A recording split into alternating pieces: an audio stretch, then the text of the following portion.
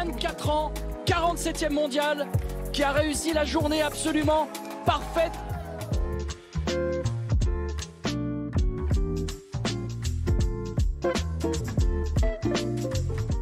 Alors moi, pour la petite histoire, c'est que j'ai grandi aux États-Unis.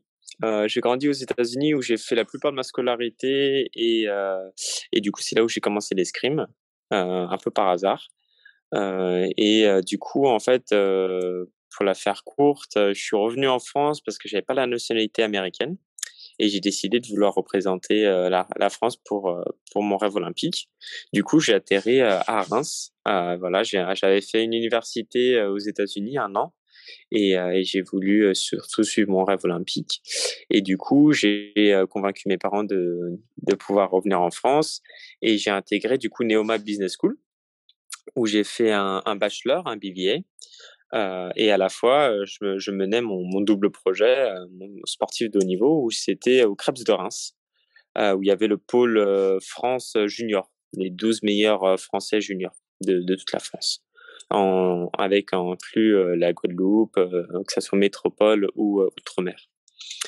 De ça, j'ai fait du coup 2 ans à Reims, où j'ai validé mon bachelor à Neoma.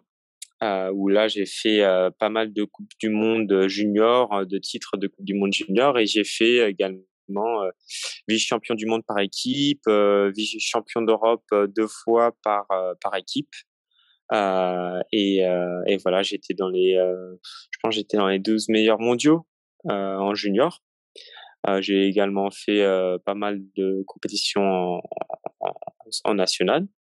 Et du coup, une fois, effectivement, j'ai fait les France universitaires parce que aux États-Unis, comme c'est très très valorisé, je pense que en France, il faut jouer le jeu pour valoriser le sport en université parce que c'est important et c'est ce qui fait grandir le sport en général. Du coup, j'ai fait les France Universités, qui était une très belle expérience. De là, je suis rentré à l'INSEP, Institut national du sport et de l'expertise. C'est là où on regroupe les 12 meilleurs Français, en fait, dans la catégorie senior. Du coup, j'étais à côté d'anciens champions olympiques également, comme Yannick Borel ou Daniel Gérand. Et du coup, vraiment les meilleurs Français qui sont souvent, du reste, les meilleurs mondiaux, en fait, qui étaient, Yannick était numéro 1 mondial à l'époque. Du coup, voilà, c'était dans la cour des grands.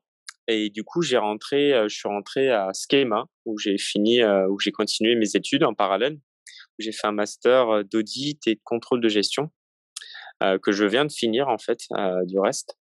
Et c'est vrai que, en senior, on a dû se qualifier, du coup, pour qualifier l'équipe pour les JO, où que j'en faisais partie pour faire toute la saison. Et j'ai fait notamment deuxième du reste là récemment juste après les Jeux. Mais du coup voilà, j'ai fait champion olympique. J'ai fait aussi vice-champion de France. J'ai fait déjà des quarts et des podiums en Coupe du Monde. Et du coup voilà, mon dernier grand titre et je pense le plus beau en tout cas en escrime, c'est champion olympique. Et maintenant l'objectif c'est de trouver un travail, pas trouver un travail, mais d'avoir un travail qui me permet de faire les deux, le sport et ma vie professionnelle et ma vie sportive et de bien préparer Paris parce que voilà, l'objectif c'est Paris 2024 maintenant. Il y a d'autres échéances avant, il y a les championnats du monde cette année, les championnats d'Europe, mais le gros objectif c'est d'être prêt pour Paris, quoi. Alors en fait, c'est une bonne question, hein. Le sport universitaire aux États-Unis, c'est un business parce que voilà, l'université coûte très cher aux États-Unis. On parle de 65 000 dollars l'année, par exemple, pour les très très bonnes écoles. Et du coup, c'est vrai qu'ils donnent beaucoup de bourses. Ils donnent des bourses si tu es fort en musique, si tu es fort en écriture et notamment en sport. Et en fait, pourquoi le sport c'est aussi médiatisé aux États-Unis, c'est parce qu'il y a beaucoup de fans en fait de sport qui veulent savoir les nouvelles pépites montantes du basket, du football américain, du foot, du baseball. Et en même temps, ils s'intéressent à tous les sports parce que en fait, au lieu de médiatiser que certains sports qu'on voit au quotidien comme le foot ou le basket, les universités veulent valoriser chaque sport, comme quoi chaque sport mérite d'être médiatisé de la même façon, en tout cas en université. Et du coup, c'est pour ça que c'est un gros business parce qu'on est à la fin de l'année, quand on est qualifié pour les NCAA, on est l'équivalent d'être sur Canal+ ou France 3 pendant toute la diffusion de notre compétition. Du coup, voilà, c'est vu par des millions de personnes, de millions d'Américains.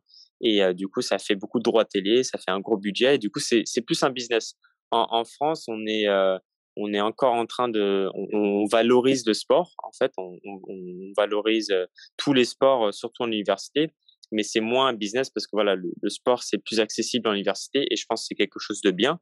C'est ce qui te permet d'essayer, pourquoi pas l'escrime une fois ou faire de l'escalade le lendemain et de vite intégrer un club. Mais voilà, je pense qu'en France, petit à petit, on essaie de rentrer un peu dans ce moule de dire, plus on le fait connaître le sport en université, peut-être qu'on sera plus influent, on aura plus d'influence et peut-être pourquoi pas créer un business comme aux États-Unis. Alors c'est sûr quand on est sportif, on rêverait d'être un peu comme tous les étudiants normaux. J'ai envie de dire ou pas normaux, mais juste un peu vivre la vie universitaire classique. Mais c'est marrant parce que comme en discutant avec des étudiants, ils aimeraient vraiment avoir la vie d'un sportif, à voyager beaucoup pour les compétitions un peu partout dans le monde. Euh, Moi, je vous avoue que voilà, j'aurais bien voulu être plus dans un groupe en université parce que moi, c'était plus voilà, je devais être là et je devais rattraper les 2 dernières semaines que j'avais ratées. Du coup, j'étais vraiment focus dans rattraper mes cours ou des choses comme ça. Mais j'avais de la chance d'avoir une belle équipe d'amis qui m'aidaient et qui comprenaient le projet d'un sportif de haut niveau. Mais à la fois, j'étais très content, voilà, de vivre mon rêve qui était d'aller au jeu, qui était aller au jeu. Mais je pense que voilà, ce qui est bien en université et dans le sport université, c'est que ça crée en fait une communauté. Et souvent, c'est vrai que quand on arrive, comme moi, des États-Unis, on sait pas trop comment se faire des amis. C'est toujours une façon en fait de rentrer dans un club, de rentrer avec des amis qui partagent au moins quelque chose en commun. Et du coup, ça fait mieux passer, on va dire, le fait d'être un peu seul, de quitter et d'être dans la cour des grands, quoi. Voilà, c'est alors les universiades, c'est vraiment quelque chose que j'aimerais faire, effectivement, parce que c'est un peu les mini Jeux olympiques de l'université. C'est vraiment, voilà, encore une fois, tu représentes la France. Je pense que c'est quelque chose d'extraordinaire. C'est sûr qu'en fait, moi, je suis arrivé un peu au moment où on avait nos championnats entre les universitaires où j'avais pas l'âge qu'il fallait, où j'étais pas qualifié. Je pense que cette année, ça va dépendre. Si je fais des mondes, je ferai pas les universitaires. Si je fais pas des mondes, je pense que j'aimerais bien me qualifier au moins pour faire les universiades parce que c'est un bel événement. C'est des mini Jeux olympiques en fait. Vraiment, c'est la même ambiance. T'es dans un village, tu te bats pour ton pays et je pense que c'est toujours sympa. Alors, c'est inoubliable. C'est vraiment pas comme tu l'as rêvé. Alors c'est marrant parce que quand on est sportif, on rêve vachement d'aller au jeu et on imagine ce que ça doit être et tout. Mais c'est en fait c'est pas facile. Tu peux pas en fait le rêver. Il faut vraiment le vivre. Et c'est vrai que moi je m'étais dit un peu si je suis champion olympique, ça veut dire que j'aurais accompli ma carrière. Mais en fait c'est tellement un événement magique que tu as absolument envie de te rebattre pour les prochains jeux. C'est pour ça en fait parce que tu t'es avec les meilleurs sportifs du monde, tu apprends énormément. Moi, je pense qu'en une compétition, qui était les Jeux, j'ai appris mais fois 1000 compétitions parce qu'il y avait une telle intensité, il y avait une telle ambiance que ça te fait grandir en tant que sportif d'une manière extraordinaire. Et je pense que même s'il y avait eu le Covid, où il n'y avait pas les spectateurs, moi, je l'ai pas ressenti ça parce que c'était mes premiers jeux et du coup, tout était un peu magique, quoi. Quand tu vas au Self et tu es à côté de Djokovic en train de manger et que toi, tu as du mal à avoir une place pour Roland-Garros, c'est toujours marrant, quoi. Je veux dire, c'est là où les Jeux olympiques, tout le monde est au même niveau. En fait, que tu sois un sport pro ou pas pro, on est là pour représenter son pays et gagner des médailles, en fait. À la fin du compte, c'est celui qui ramène la médaille qui prouve que il a réussi ses jeux, en fait. Pas parce que en fonction de son sport. Alors, c'est une question qu'on me pose souvent. C'est vrai que nous, quand on est sportif de haut niveau, on s'entraîne comme si on allait gagner les jeux, en fait. Tous les jours, ben, la preuve, je suis encore à la salle. Euh, mais, euh, mais voilà, parce que en fait, on compte pas nos heures quand on est sportif de haut niveau. C'est purement par passion. Alors oui, quand on apprend qu'on est remplaçant, par exemple, on arrive un peu à faire le deuil parce qu'on aurait voulu aller au jeu, mais ça change pas la mentalité que tu as envers tes coéquipiers ou envers toi-même, parce que tu regardes le futur aussi, qui a Paris 2024 derrière, et du coup, tu as envie de progresser en fait. Tu es toujours en progression. Du coup, moi, ça a pas trop changé la manière où j'ai abordé mon entraînement ou parce que j'avais la même intensité, mais je pense que ça a amené beaucoup plus de sérénité dans le sens où je l'ai su un peu à le dernier moment, et j'ai pas voulu du tout changer en disant bon bah faut que je change complètement ma manière de faire parce que j'avais pas le temps en fait de le faire. De un, j'avais pas le temps, et de deux c'était trop tard. Du coup ça m'a peut-être aidé aussi. C'est peut-être un mal pour un bien. Je pense une chose qui a aidé ça, c'est le Covid, parce qu'on pouvait pas quitter le village, par exemple. On était vraiment fermé à tester tous les matins, par exemple, pour justement éviter que la bulle explose. Du coup, je pense que le Covid a beaucoup contribué. Et de deux, je pense que le jour J, le jour de la compète, on avait eu on savait pas s'il y allait avoir les jeux, on avait tellement de codes à suivre avec les tests de Covid, qu'en fait, pour moi, les jeux, le jour J, je me suis dit, mais si je profite pas de ce jour-là, je vais jamais profiter de mes jeux, en fait, ou si je m'exprime pas. Et du coup, j'y suis allé vraiment, en disant, ben, je suis aucun code, c'est mes codes aujourd'hui parce que c'est ma journée. Et en me disant ça, peut-être que c'était vraiment ça a vraiment été ma journée, on va dire. Euh, du coup, voilà, c'est un moment, il faut aussi savoir suivre, mais à un moment, il faut savoir aussi relâcher et dire, OK, là, je profite pour moi, en fait. Là, il faut que je prenne le temps pour moi parce que sinon, si je passe à côté de ça, je vais m'en vouloir, en fait. Alors, ce qui a changé, ça a bien me bouleversé quand quand je suis revenu des Jeux, ma vie, dans le sens où, avec les sollicitations, j'ai beaucoup moins de temps. Euh, mais, euh, mais je pense que ça n'a pas trop changé mon caractère ou ma personnalité. Je n'ai pas commencé à prendre la grosse tête en disant bon, c'est bon, je suis un king. Euh, non, parce que justement, c'est pas comme ça que t'es arrivé jusqu'au jeu où tu as gagné les jeux. Je pense que après les jeux, après avoir gagné, c'est marrant parce que tu te dis ah bah tu vas faire la fête à fond directement après les jeux, avoir la médaille. Mais en fait non, parce qu'on avait les équipes après.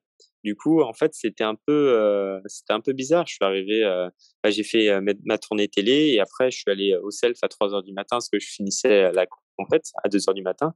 Et sauf que j'arrive pas à dormir, quoi. Et je pense pendant 2 semaines, t'arrives pas à dormir parce que t'as peur que c'est un rêve, t'as peur je sais pas peur, mais dans le sens où t'es sous adrénaline encore, t'en reviens pas. Du coup, t'es un peu sur un nuage, rien ne peut t'arriver, quoi. Et c'est bon, là, c'est bon, on s'est redescendu. Je suis de nouveau une personne lambda, on va dire. Qu'est-ce que je retiens, c'est que j'aimerais bien retourner au Japon quand il y aura pas le Covid, ça c'est sûr. Je pense que j'ai eu un super avant-goût du Japon. Je trouve que déjà les Japonais, ils ont une organisation de dingue. Euh, Ils sont hyper accueillants et une très belle culture. De deux, ce que je retiens, je pense le déjeuner avec Djokovic à côté de lui, c'était sympa. Mais surtout, ce que je retiens, c'est l'ambiance en fait. C'est chaque bâtiment a leur drapeau avec le pays. Tu sais que t'es avec les meilleurs et tout le monde est intéressé par chaque sport en fait.